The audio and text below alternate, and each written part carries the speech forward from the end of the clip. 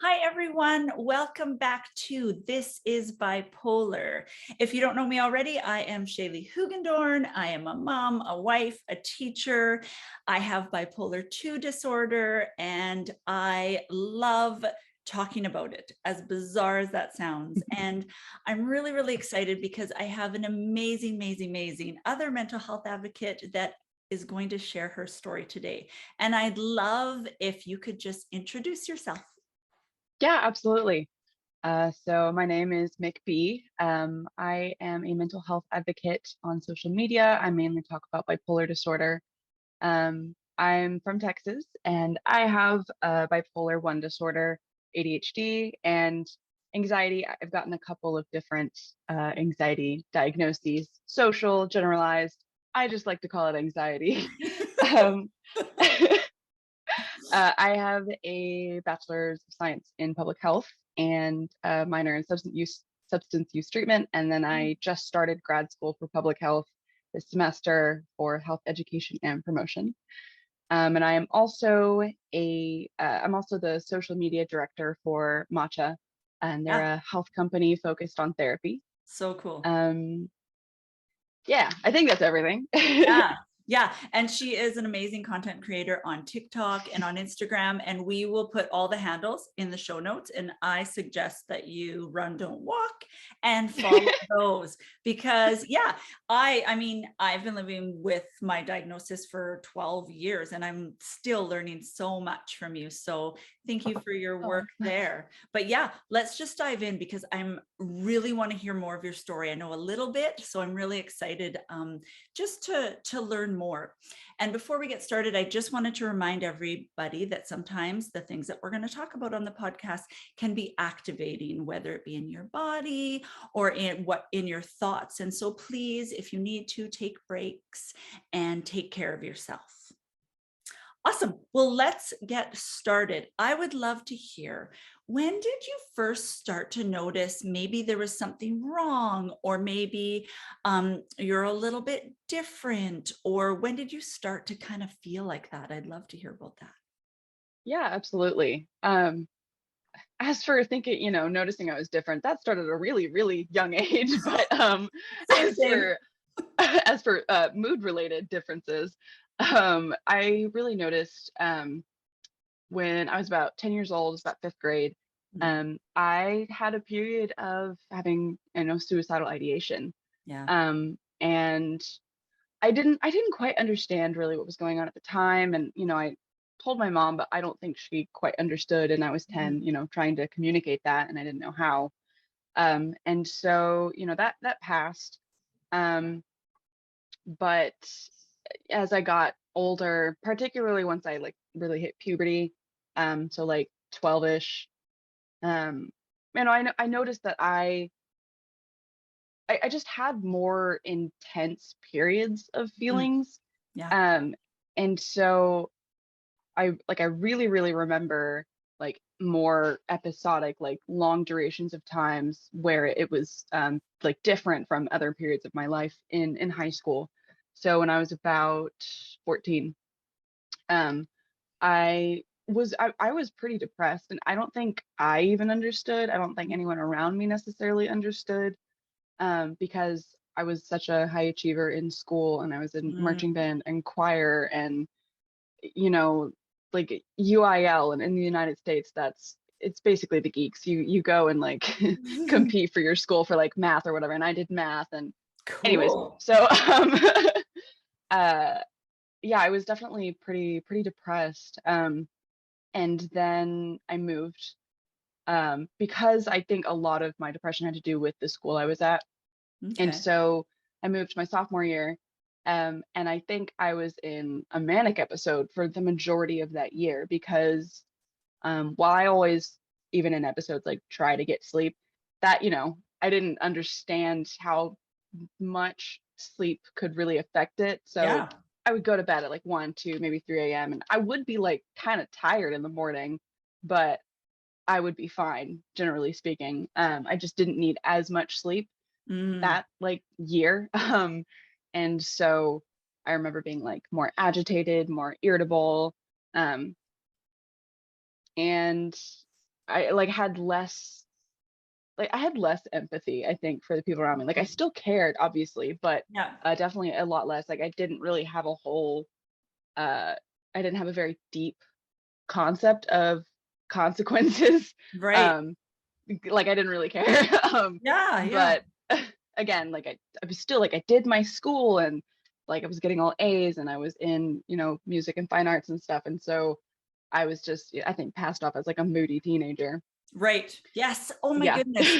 That's so same, right? And if your family doesn't know, and if you're, I think in our society, we equate like success and mental health if you can do things, right? Because we Hmm. see on TV, we see, one way to look at depression or one way to look Hmm. at this. And I think I hate the word high functioning, but I know I do too. I know it's words that we use, but often it's almost worse, because I was similar to you. My doctor full out said, like, you don't have bipolar because you have a degree, right? And that I Right, find that yeah. really, really interesting, but I'm almost like overdo it, right, to compensate. Yes. I want to go back to just being an elementary school teacher, and if parents or other people are listening, I would love to hear when you were 10. Obviously this is confusing, and we've never been anybody else, so we don't really know that this is different when it's inside, Yes. right? Hmm. Can you explain for our audience that doesn't really understand or wants to learn more about the difference between suicidal ideation and actually like attempting, or and what that looked like at 10? I'm fascinated by that.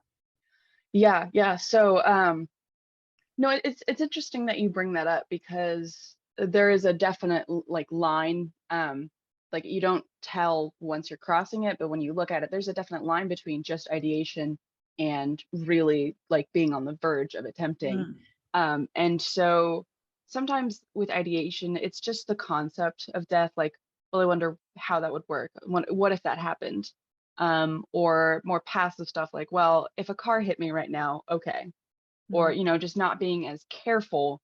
um and it's just the concept of death, like, well, I wonder how that would work. What if that happened? Or more passive stuff like, well, if a car hit me right now, okay. Or mm, just not being as careful. When I was 10, the suicidal ideation I had was, images in my head, sort of like a preoccupation with thinking about it at times. And like I this is kind of funny. I mean, it's not funny, but it's funny. I yeah, like I took a hear you. really like large bread knife, like, Yeah, and I just had it in my room. Like I don't think I was gonna do anything, but I yeah. wanted it in my room. I like cut off a sleeve of one of my long sleeve shirts and like put it in there.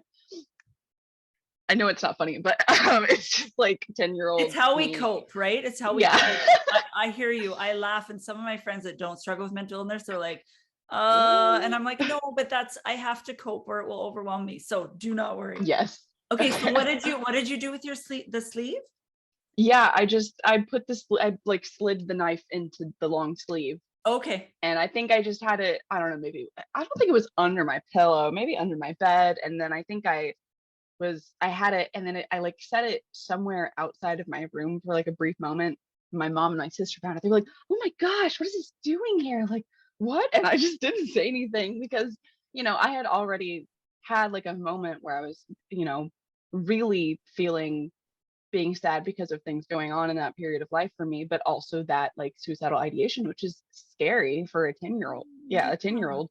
So I like cried and was like, I just like I want to die. And I don't think my mom, my mom is a therapist, but I don't think being a therapist really prepares you so much for your 10-year-old telling you that they want to die.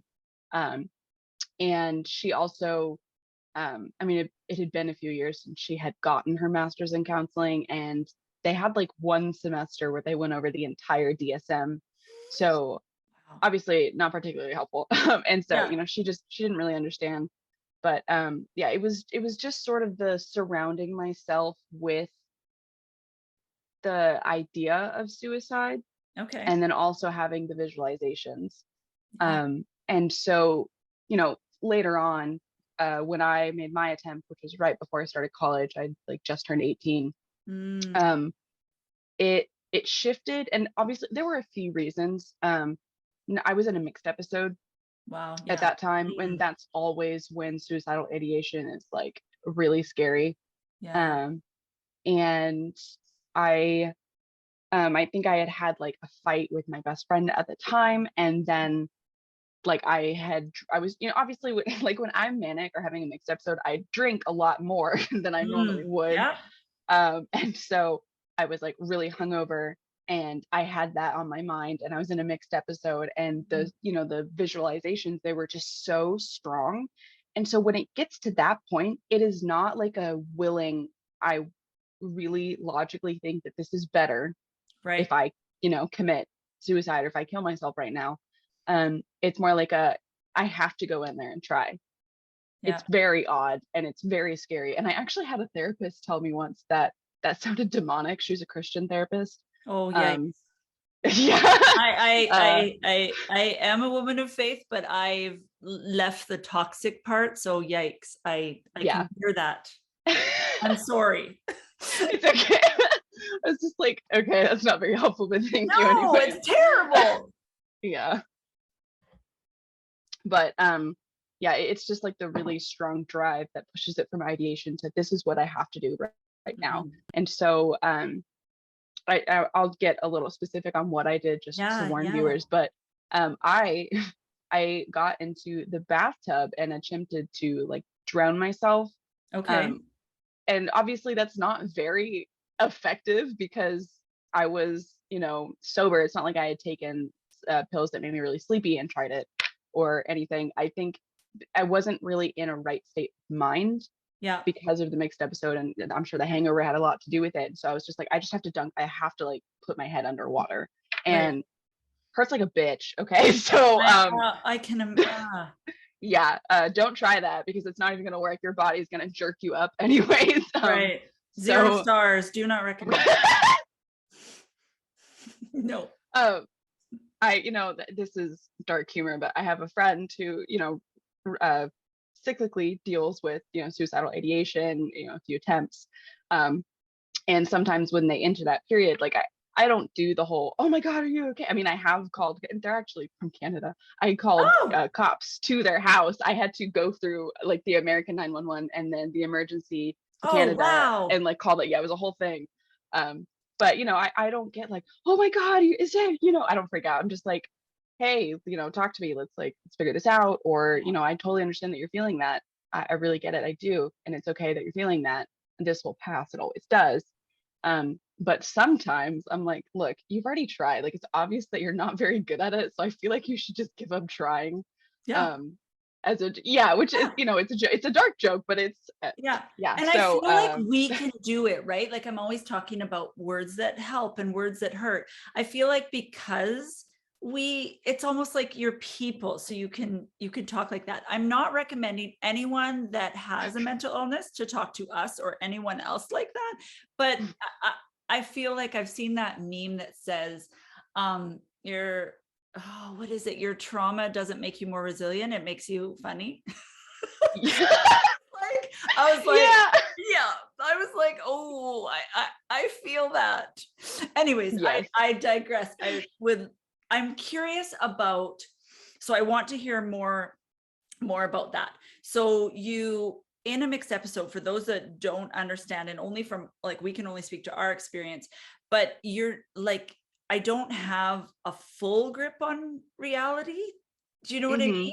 Did you feel yes, like that? yeah, absolutely. So in the couple of weeks leading up to that attempt when I was 18, it was more passive, but it uh increasingly became more apparent. Like I was journaling about, that I just wanted to, die in Mhm. different ways. And then I was also just like almost like fantasizing about it. Yeah. And this is where I struggle with um understanding the less extreme or stigmatized like uh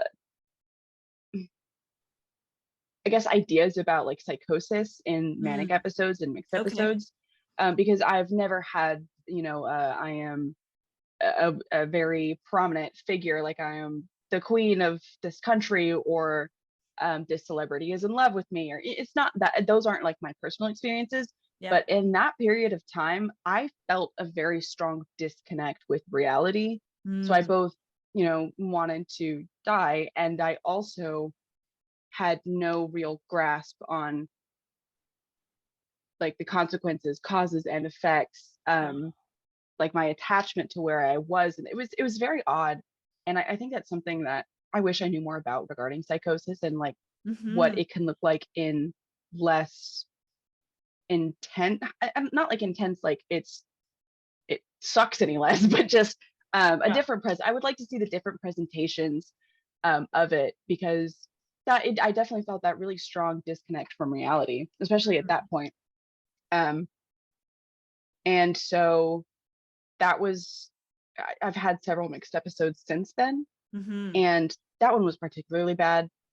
The next couple of mixed episodes I had, while I did have that very strong preoccupation to harm myself Mm, and commit suicide, um, I know, I I found ways to sort of distract myself, because I've always had for someone with bipolar disorder, I've always had a really strong grasp on what I need to do and what needs to be done. Like, I'm very logical in a lot of yeah. ways. Okay. And I also have a lot of anxiety, right? Not as much as I used to, but being a very logical person, um, and like, just I know the way that things need to be for me, and having so much anxiety, it kept me from doing that a lot of the time. Okay. So I would, kind of sit there and be like, I don't want to logically kill myself. This is not Yeah. something I actively, it's not like that. Yeah. It's more like I have to do it, if that makes sense. Yeah, it And does make so I, sense. It does. It's almost like, oh, I saw a creator that put this online. She said, when you're manic, ideas aren't ideas, they're orders. Do you know what I mean? Like, if yes, the, yes, it doesn't feel like, oh, should I do this? It feels like, if I don't think it, but it's like, if I don't do this, it feels like the end of the world. Like, it doesn't feel like a choice. So I'm hearing what you're saying. yeah, yeah, definitely in mixed episodes, for sure, for sure. And so, most of the time I'm able to sort of cope through art, whether it's like, not that I'm a great artist, but like, drawing something that represents where I'm feeling, or Yeah. writing songs. Like, I have quite a few songs about suicide, and it's like I sit there and I cry about it, because I don't want to feel this way. I was struggling really bad with it, and I never told anyone up to that point. Like, obviously, I told my mom and a few close friends that I had attempted suicide, Yeah. um, but when I was having strong ideation that I remember, I don't remember telling anyone. I just remember like really suffering alone with it. And so, but I was always, I was like, most of the time, obviously, except for the attempt, I was like most of the time able to push through that, to push through until I called my psychiatrist and upped my meds or Yeah. something like that. But it was actually this last mixed episode I had, um, a year ago, actually. Yeah. So I haven't had an episode since that, but a year ago, I had a manic episode that turned mixed. And as soon as it became a mixed episode, the suicidal ideation, it was like right on time. And it was Wow. so much stronger than it usually is, to the point where I could not, I couldn't be alone. I Mm, either had to be on the phone with someone, or someone had to be home and my door yeah. had to be open, or yeah, someone had to be with me. Wow. And it had never gotten to that, like, obviously, except for the attempt, like, I'd never gotten to that kind of point, especially when I like was sober. um and so it was really, really scary. Like, driving, I was like really terrified that I wouldn't be able to stop the impulse of just crashing my car. Like, Yeah. it was very scary, yeah. I And can so imagine. Yeah. And yeah. so what, just something, a thought that came to me when you were talking, you said you didn't tell anybody about the ideation. So what was behind that? Was it like shame or worry what they think, or you're just so in it that it didn't make sense to you to talk to someone? I'm just thinking, for people, we have a lot of people that listen that love someone with bipolar, love someone that experiences suicidal ideation, and maybe what do you think they could look for, or what do you think would be something that they could say or ask that might pull that out. Does that make sense? Yeah. It's a really hard question. For me, Fair a lot enough. of the reason, yeah, because, and everyone is different, but I'm a particularly cynical person, I think, when it comes to things like that. I'm like, I don't know if anybody could have said anything to me. Like, Yeah, fair I, enough. but I struggle with opening up anyways. Okay. Especially when and I've gotten a lot better about it, but half the time I don't even think about it. I'm like, wow, this really sucks. I'm very upset. Maybe I'm having a panic attack. Should I tell someone? Oh, I don't know. The thought doesn't even cross my mind. Like, Really, that's so so it's, interesting. yeah, yeah. Well, it's probably like a learned behavior of Mm, emotions not really being safe, and also not wanting to worry anybody, because those are very intense feelings. And to be honest, most people are not equipped to handle it. yeah. And so they kind of make it worse. And so I think that was a large part of it. And just, yeah, like trust issues, and not really knowing how to, because I don't know about you, but like for me, I can't even get the words out of my throat. Mm, Like mm. it just won't come out, even though I'm like thinking it, like I'm trying, I'm like frozen. I can't do it. Yeah, Um, yeah. so I would say, yeah, it's tough. For me, the solution was, hey, we're going to take everything. And I actually had to say this because to my roommates and to my friends, but Yeah. I like sort of collapsed on the kitchen floor, like frozen, couldn't speak, just crying, because it was so strong this last mixed episode. And I didn't know what to do, but my roommate came into the kitchen, and I was on the phone with my boyfriend at the time, and I just like I couldn't describe. And because I was so scared of the external action of what I was Yeah. thinking, I just shut down. And Mm, so, but my roommate came in, and they were like, okay, like what do we need to do?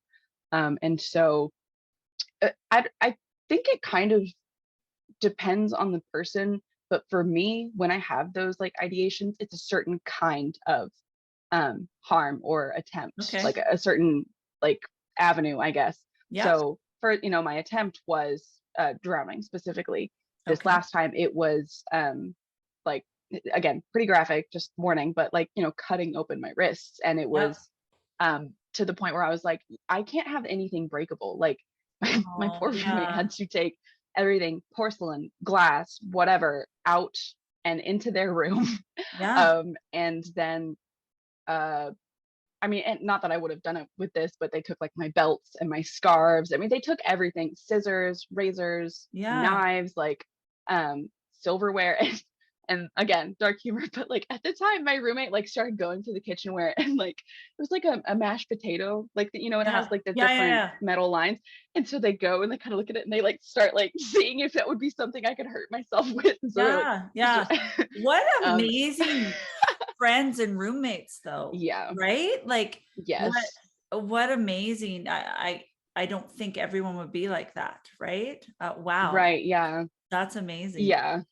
I'm really grateful for my friends, and I have two more roommates now, and they're also two of my best friends, and we're all friends. And so they're really great. 'Cause recently I had a really bad panic attack, and I actually made a funny video about this. And they were all like, "Oh God, okay." And so they're Yeah. like, Yeah. Yeah. into action. But yeah, and so they took all of that out of the kitchen, and they even like I was sitting in my room, and I saw them like walk down the hallway to their room and pass my door, and they had the toaster. But the thing is that we have a Darth Vader toaster. And so they just walked down the hallway with this Darth Vader toaster. And I actually started laughing. I was crying, obviously, because it was Yeah. an intense situation, but I started laughing. I was like, oh my God. And later my roommate was like, yeah, if you killed yourself with a Darth Vader toaster, I don't think I could have respected that. And it's as a joke, but it's just Yeah. like, Yeah. Yeah. Yeah. yeah. So Oh, yeah, that's wow. that's I think the physical actions of helping prevent is maybe the most helpful. Being Mm. on the phone with someone, actually, I don't know if you've seen this. I have a Discord server for people with bipolar disorder.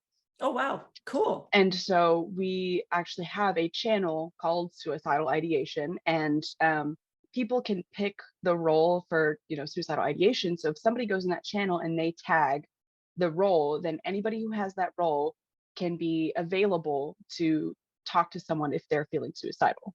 Oh, wow. So where does someone find this? So it's in my bio. If you click on my link tree, it's Yeah. Mik Okay, cool. yeah, it's Mik B's Discord server for bipolar bitches, because Yeah. it's alliteration. And so yeah, you I'm can an find him on there. elementary And school teacher. Love alliteration. Love it. Just saying. Just saying. So people can go. So yeah, we'll put her handle in the show notes and go. And that sounds really, really powerful. I know when I didn't think I had suicidal ideation until people started talking about it. And I realized like wanting to go to sleep for a very long time, but because mine's very cyclical and I knew in May the depression would lift, so I knew I just had to hold on, but I didn't want to participate in life during that point of time, so I Yes, didn't consider that. And I'm like, oh wait a minute, passive. yeah, yeah, that Hmm. is right. Yeah, yeah, and yeah, and there's like such a spectrum of Yeah, most mental illnesses, if not all, but like suicidal ideation and the passive and the active and the just like wishing and I'm gonna do it, and yeah, and so one of my friends who really struggles with suicidal ideation and has had a few attempts, I thought about that and I said, okay, well, what if I'm not available? We just need someone available. yeah, And if we had a Discord channel where you could just say, hey, is anyone available who, yeah, if somebody is comfortable with that, they can have the role. And then yeah, there's always someone, because reaching out is the hardest part. yeah, It really is. And because there's a lot of vulnerability and you don't want to worry your friends. And okay, but what if my friends actually stop me? So there's a it really wow, depends on the person. So I yeah, would say making it really easy for someone to reach out, whether it's a code word or they tell you when they're not feeling suicidal, like, hey, these are my warning signs, this is what yeah. you can do. um I but yeah, love because that. I love that. I work. So I love that. I love, love, love that. Thank you. Thank you for sharing. yeah. Yeah, well, the interesting thing with the linear thinking, is that when you do step out of it, I remember reading something that, it may not get better, but it does get easier. Yeah. And so that kind of, it's like I want, like, sometimes I'm like, okay, which one is it? Like I kind of want to switch them, but Yeah. um, while you may cycle back into those low or really high periods, the more you learn, the more you heal, the quicker you can bounce back Yeah. because you have the tools and you have the experience. And so, yeah, you may be like back there, but you know more and you can handle it better. Yeah. So Yeah. I And think you're that not that's like a stuck, right? Always stuck. yes, Yeah. yeah, Yeah, that's yeah. so interesting. Change. Can you talk us through, yeah, leading up to your diagnosis or diagnoses? Because I know you mentioned that there was, I think the word, I'm trying to use it fancy, like I know what I'm talking about, but I think it's comorbidity. Is that what it means? Comorbidities, Yeah, yes, yeah. Could yeah. you walk us through that process? Yeah, absolutely. So it was the second semester of my freshman year of college. And so the first semester I was still dealing with like suicidal ideation. I tried going to like a campus therapist at my Okay. college. They weren't particularly helpful because I am very introspective and I know how to describe what I'm talking about and I get through things, but it sucks. And so, but because I sound like I know what I'm doing, like, okay, but I resolved it. They're like, okay, so I'll just be here to listen and help the process, which is Mhm. not particularly helpful. And so my second semester of college, I again was hitting and I think it was the mixed episode. I don't entirely remember, but I think that's what it was because I was just hitting these like weird moments. It was so intense, and it was like a baseline for the mixed episode symptoms, and then it would go like real low or real high. And so in like a real low period, I called my mom because it's like something is wrong. Like Mhm. something is wrong, and I've had that feeling a few times, and it's usually right before an episode. um, and so she said, like, okay, well, why don't you keep a journal, track your moods, your sleep, things like that. Then you can take it to a psychiatrist in a couple of months. Mm. And so I think I'd started to come out of the episode. And then my dad actually passed away like the day after exams that semester. Oh, I'm And sorry. thank you. And with stuff like that, I veer towards depressive episodes. Yeah. Um, but I'm the type of person with bipolar disorder that if something like shocks my body, then Yeah. I'll flip from depressive to manic. And Okay. so I had that experience right about that time. And so I started having a manic episode like the entire summer after that. And then um it was getting so bad I didn't want to, like, I wasn't sleepy. I didn't want to sleep. I was like getting really obsessed with things like puzzles. Like I had Okay. gone to visit my grandparents and we started a puzzle and I love puzzles. And so I was Cool. just like, I'm gonna stay up all night doing this puzzle. But I had gone with my boyfriend at the time and he was like, hey, we gotta get to bed. And I was like, I guess. And so otherwise I know I would have stayed up all night doing that puzzle and it would have been Yeah. fantastic. Um, but so as it started getting scarier in my head, because Mhm. bipolar episodes, they get worse the older you get. Um, Mm. even with medication and treatment, at least that's in my experience, but I've learned that about bipolar disorder for a lot of people, they just get worse. Mhm. And so it started getting really scary in my head. I was getting really, really paranoid and just like so much, it was just so much in my head. And so I went to a campus psychiatrist.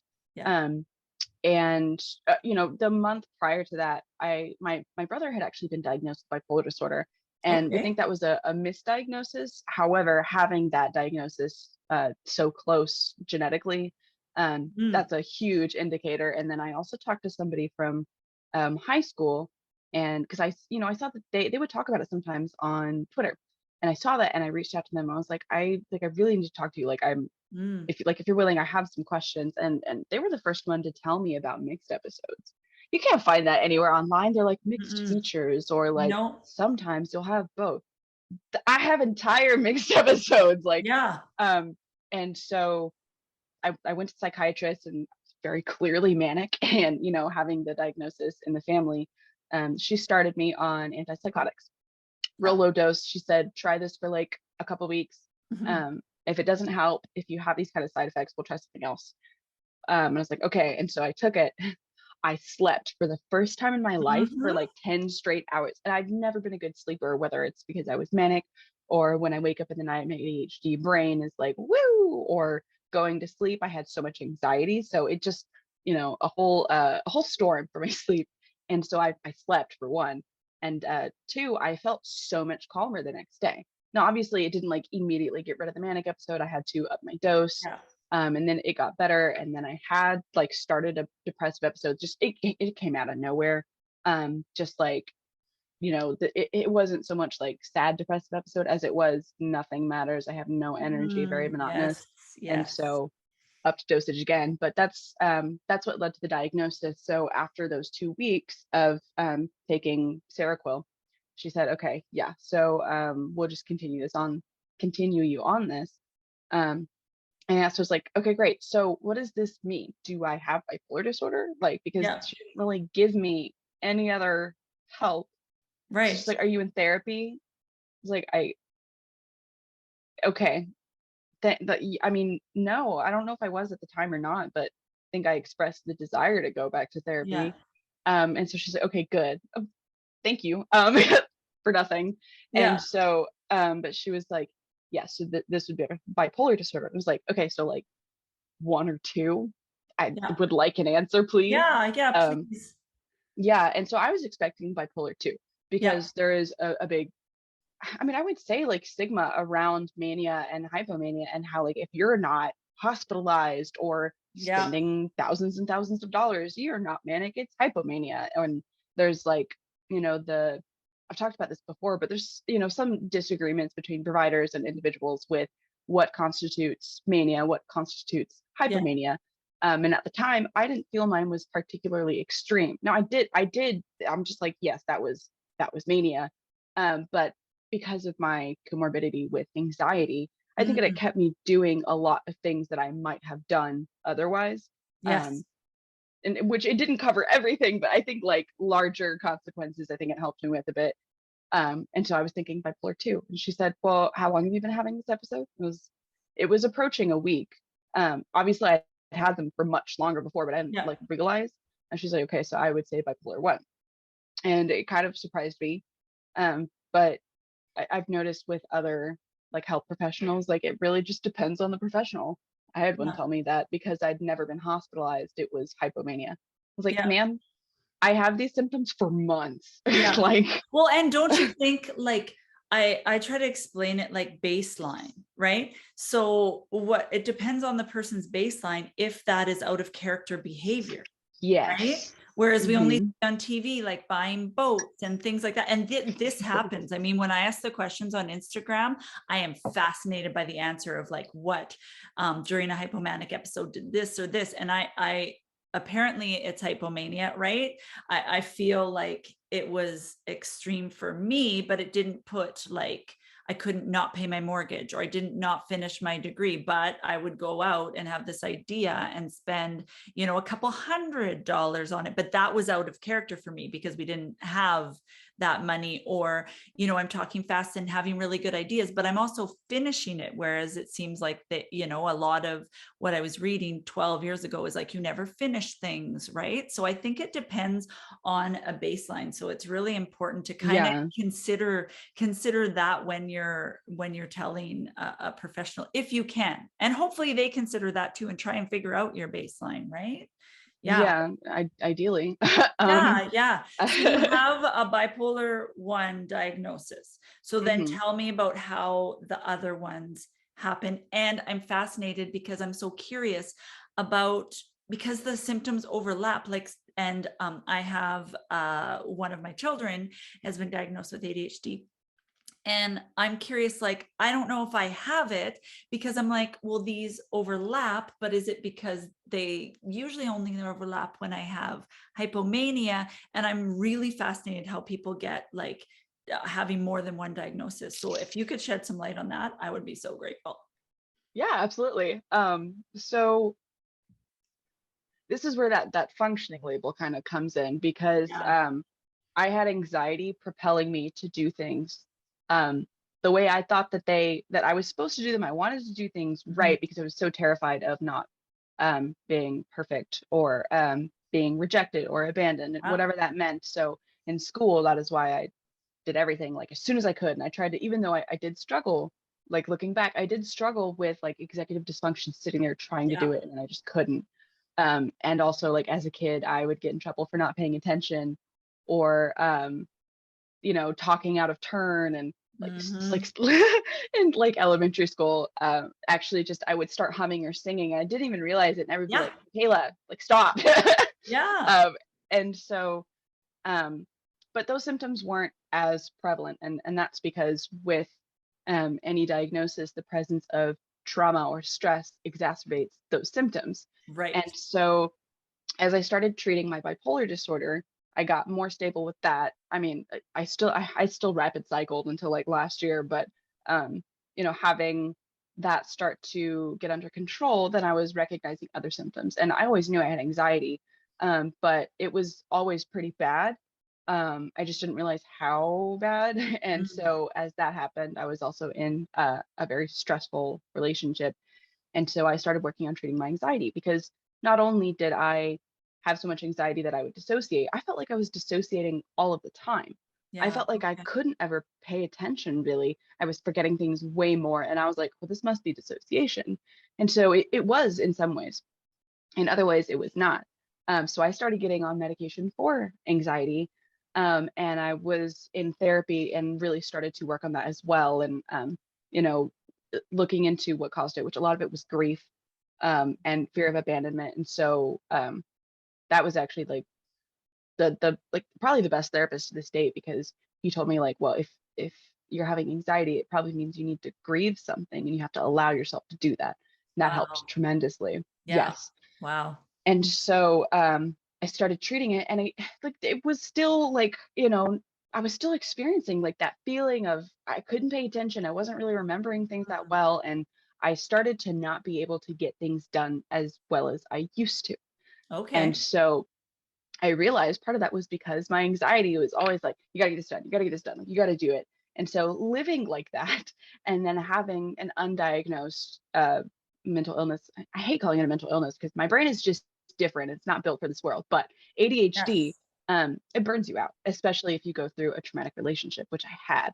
Mm. And so that trauma really exacerbated my symptoms so much that I hit a depressive episode, and a lot of it was coupled with executive dysfunction from ADHD. And so with ADHD, a lot of us get diagnosed with anxiety or depression first Okay. because ADHD causes it because you have anxiety because you can't get things done. And then you feel shitty about yourself. You Yeah. have like low self-esteem because you're like, I can't do anything. And then you get depressed. And so it doesn't even have to go on for long periods of time because even still to this day, if I have a non-productive day and I feel behind, I start to get to that point. And it's not a depressive episode, but it feels similar. So, but I had both of them at the Mhm. same time. And Wow. so, yeah, as that relationship ended and I was, healing from it, um, several months later, yeah, it was, yeah, like way later in that year, I started dating someone new and they had ADHD. And actually, most of my friends have ADHD. Mm. And I just never thought, I was like, oh, but I don't have ADHD because I get school done and I have all A's and I graduated summa cum laude and Yeah. whatever, I stay on top of everything. But a lot of that was anxiety. And so I remember one of my friends being like, are you sure you don't have ADHD? Like, do you have ADHD? I was like, no, I mean, I'm just sort of coming out of a manic episode, so that must be why. Mm. Because of those same, like, interrupting a conversation or talking really fast or getting off track. The flight of ideas looks a lot like distractibility in conversation with ADHD. Right. But as time went on, because my ADHD symptoms had gotten so bad because of the combination of trauma and treating my anxiety, I really started to look into it. I was like, hold on, wait, so you're telling me this isn't normal?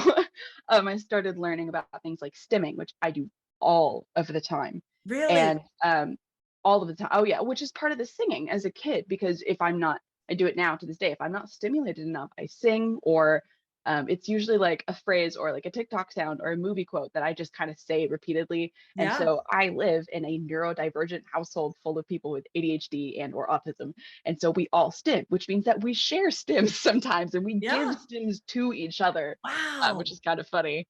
But so I started to learn more about that and I sought a diagnosis. I went to that one psychiatrist who told me I didn't have bipolar 1 because I'd never been hospitalized, who completely Mm. triggered me. I was like, "Do you wanna pay for my bills? Because I sure can't." Mm. Mm. And so she put me on Wellbutrin, because it's a non-stimulant, you know, often used treatment for ADHD because it treats Okay. anxiety and depression, which it was an antidepressant, and it also disrupts your sleep. So you can imagine, as I had just gotten out of a mixed episode, I started Ah. having symptoms again, and I was like, "Are you kidding?"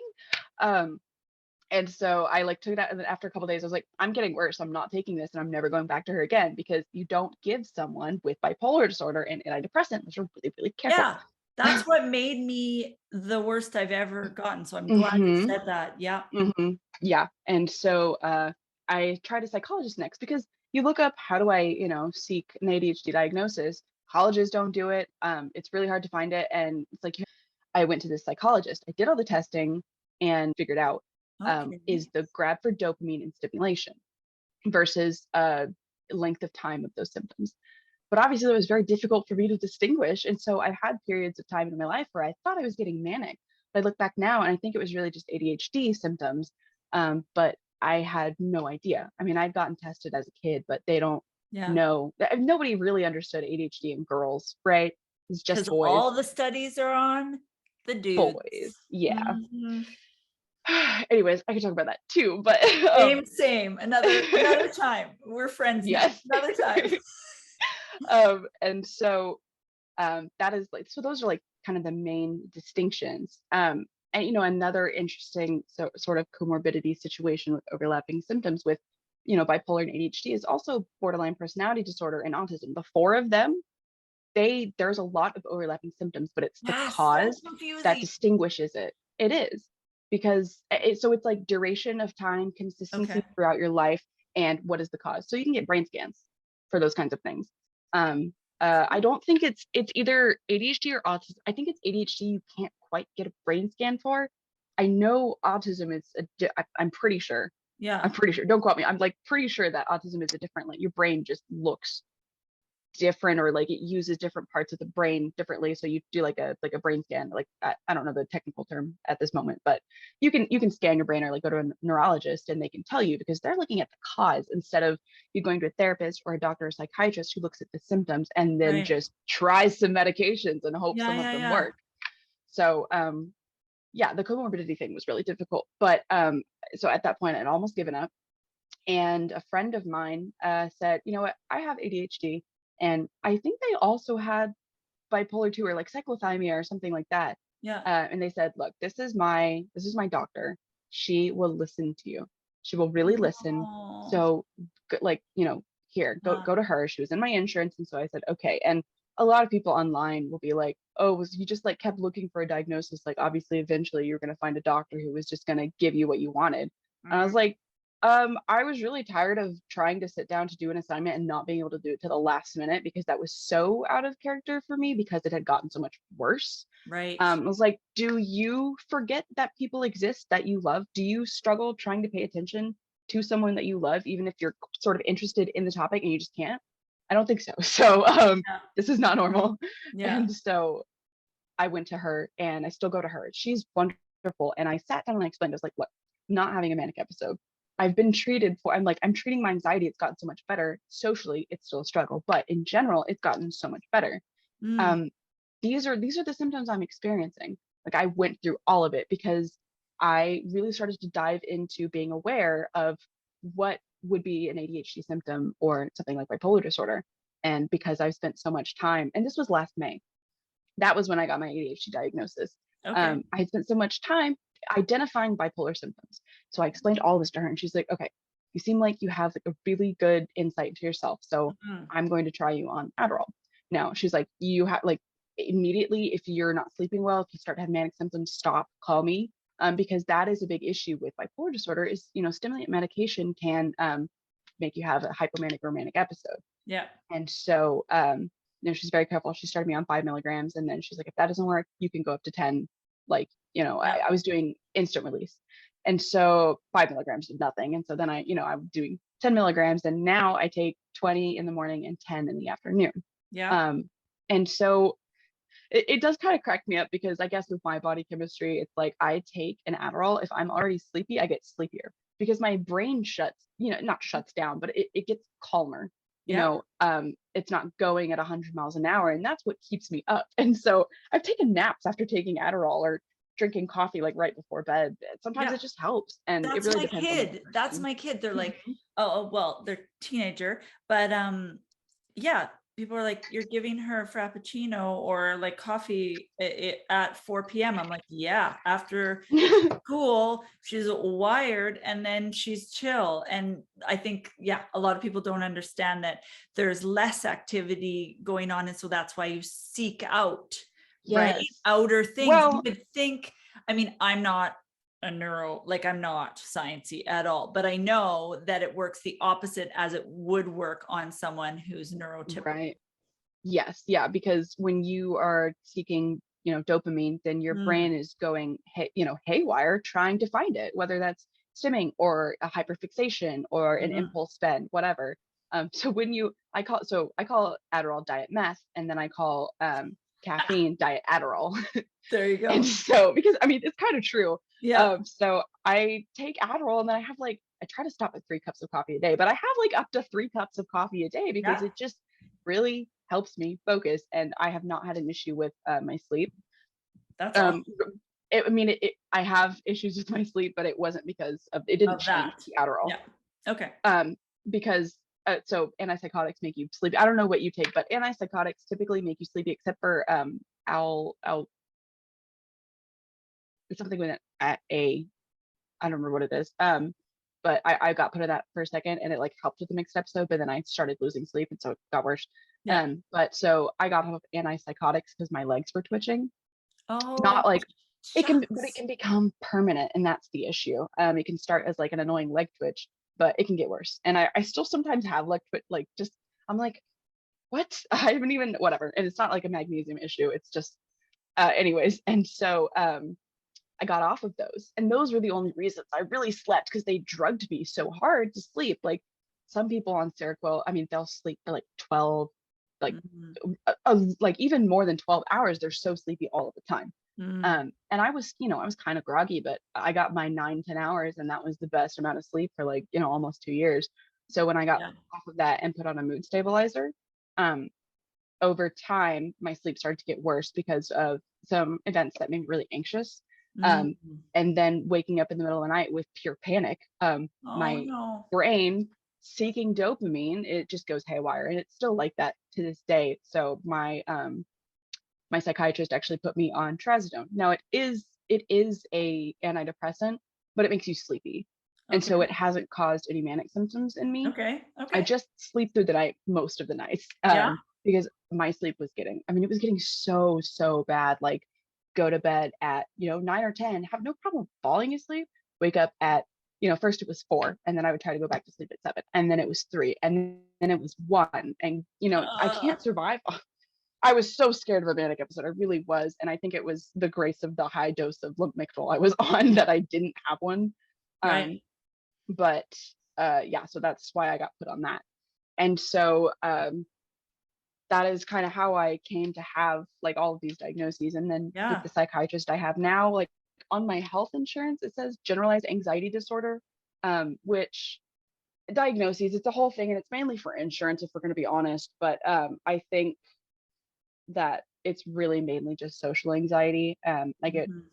really overwhelmed and overstimulated. And so um, I don't have as much generalized anxiety anymore because I've done a lot of grieving of, Mhm. feelings of abandonment and Yeah. loss, family members, or, things that people don't normally think of, but like the loss of a childhood or the Yeah. loss of an available parent, because it is a loss. Maybe you never had it, but it's still a loss. And Yeah. so there's so much grief that can cause, lead to really bad anxiety. And so I really worked on that a lot. And I had to work on like some attachment issues that were really causing a lot of Yes. anxiety. Yes. So I don't have, much general anxiety, like almost ever, but it's socially definitely. And that's Mm. part of, you mentioned at the beginning, like feeling different. Well, people with ADHD feel different. We Mm. we're not the same as other people. For better or for worse, it should be neutral, but in the structure of the world we live in, it often puts us at a disadvantage because um, we talk really fast, we interrupt, not because we don't care, but because we're really excited about what we have to say, or we get distracted, or we forget about our friends, if we're like super busy, and it's like, shit, I love you so much. I'm so sorry. I Yeah. just forgot that you existed, and it's not because I don't love you. So Yeah. that puts you at a disadvantage with friendships for sure, and romantic relationships. And Mhm. having friends who have ADHD, it's really important because they understand. Yeah. And I didn't even quite understand my friends with ADHD until my ADHD got so much worse because of, the treatment of anxiety and Yeah. bipolar and all of that. So now I understand. I really do. Um, Yeah. and Wow. yeah, so I think the feeling of being different, there's a big part of that has to do with like your they say high functioning. What it really is the neurotypical world's perception of available, or not available, acceptable behavior. Yeah. That's good. It's okay, Yeah. That's good. you're behaving acceptably, you do well in school, so you're probably not struggling. You can get by in conversations. What are you talking about? Like, you're Yeah. fine. You can brush your teeth in the morning, and some people can't, or you can remember to go to appointments, and some people can't. It just really depends on the person with ADHD. But if you have the type of ADHD where you're able to, do what's acceptable to the neurotypical world, they're gonna miss the diagnosis, especially if you're assigned female at birth. Yeah. Um, Yeah, for sure. And I think that it's just really interesting. Like I tell my kids all the time, just just or other folks, neuroatypical folks, that there wouldn't be amazing artists or scientists that think outside the box. And why don't we appreciate the children and the teenagers and the university students and others that why do we label it as weird or this when I am so grateful, right? That there are people that think outside the box, because I think that it would be such a detriment to society if we did not. And so as an elementary school teacher, I am drawn towards the kids that might be labeled as, maybe disruptive or whatever. But I try my best to see and to look for, like, just because I don't understand how they're thinking doesn't necessarily mean that they're wrong. It is easier for me Yes. to do that as a substitute teacher because it's not every day. And the way our system is, it's so messed up that we have that many kids, because then it's hard to, those kids get kind of ripped off because Yes. Yeah. you can't like teach to a big group. And anyways, that's a whole nother thing as well, my tangent. But yeah, I just so appreciate how the brain works differently. And I think that that's really beautiful that you brought that up. And I think that a lot of your work and content online shows, shows different ways to see that and appreciate how our brains work. I'm like, that is my biggest goal as a mental health advocate, is like, just appreciate all the brains, right? Yes. All the Yes. brains. And Yes. I just, yeah. And I just so appreciate yours. I've learned so much, so much, so much. And I'm really sad that we have to wrap up. I'll let you know online, I'm going to ask Mik a few, extra questions. So watch for that. But I would love to end with, what is something that you could say to someone that is struggling right now? What would you say to someone that's either, in the deep depression or having a hard time with reality, because they're so manic, or maybe even struggling with the feelings of, like, that you mentioned about ADHD? Do you have a, I don't mean toxic positivity. I'm like, Hmm. no, but I mean, what would you say to your people with your brain? That is a good question. I would say some of the top things that I usually say is grieve. You're Mm, never going to have a normal life, and that is okay, but it still feels like a loss, and that is valid. So grieve. Um, Second thing, it will never.